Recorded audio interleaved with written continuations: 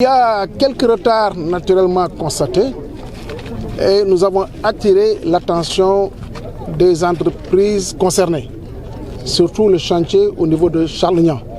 Et nous serons sans état d'âme pour appliquer les pénalités en cas de retard.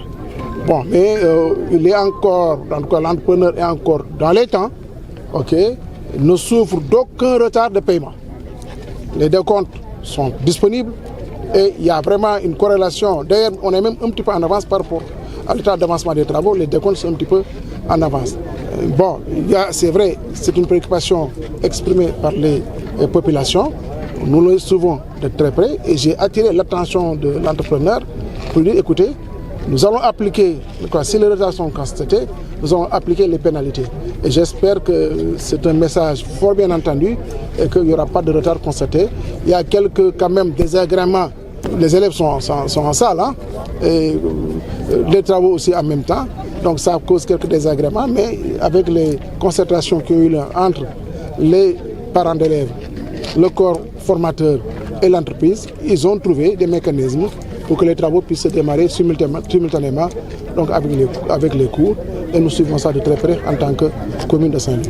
Depuis ce matin, accompagné des services techniques de la commune de Saint-Louis, des adjoints au maire référents, du secrétariat municipal, nous avons fait un tour des chantiers en cours de réalisation au niveau de la commune de Saint-Louis. Chantier important, d'abord à travers le PACASEN, la réalisation des écoles primaires, reconstruction des écoles primaires. Et deux ont été visités aujourd'hui. L'école Charles-Niang, dont les travaux sont à 80% quasiment épuisés, 80% de taux d'exécution, et l'école Charles-Gros Diallo, qui aussi a un état d'avancement très avancé, dont les travaux théoriquement seront livrés au plus tard à la fin du mois de janvier 2024. Et nous sommes satisfaits en tout cas de l'état d'avancement de ce que nous avons pu constater de visu, mais aussi à travers la manifestation positive des populations qui ont apprécié cette politique de reconstruction des écoles élémentaires au niveau de la commune de Saint-Louis. Comme vous le savez, Saint-Louis est une vieille ville, hein, donc tricentenaire, première école élémentaire, commune depuis 1872, et les écoles primaires ou les écoles élémentaires n'ont pas connu de réhabilitation.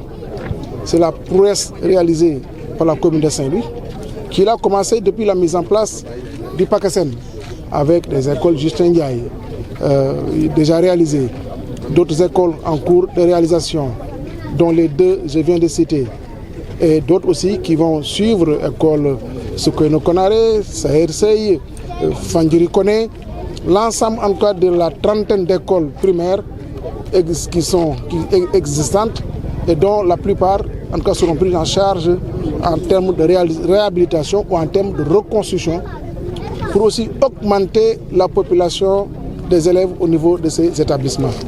Et nous allons travailler dans cette dynamique-là avec, comme je l'ai dit tantôt, l'appui de l'État avec le PACASEN.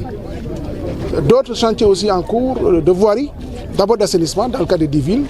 Nous avons constaté que les 10 villes sont en cours de travaux. Il y avait un arrêt, mais depuis la dernière visite de M. le Premier ministre, l'entreprise a repris donc, les travaux de manière en tout cas très accélérée et nous pensons fondamentalement que les travaux seront livrés à date.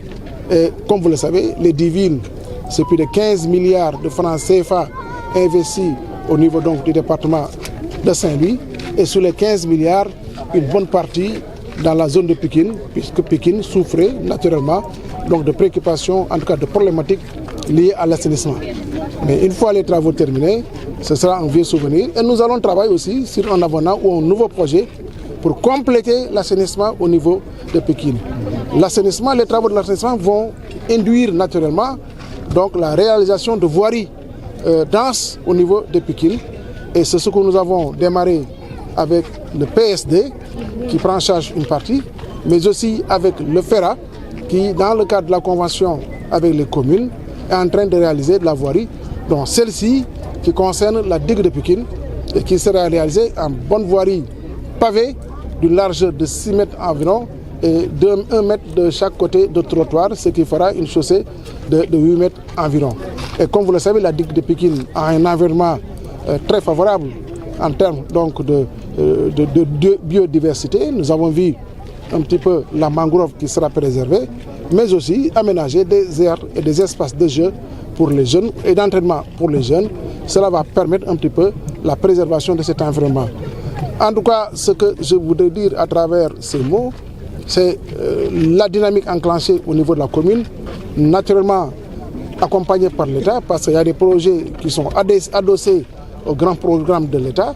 Et si nous sommes parvenus à le faire, c'est aussi grâce à l'accompagnement de M. le Président de la République Macky Sall, qui a mis à disposition pour Saint-Louis des programmes, des investissements qui nous permettent d'améliorer un petit peu le cadre de vie.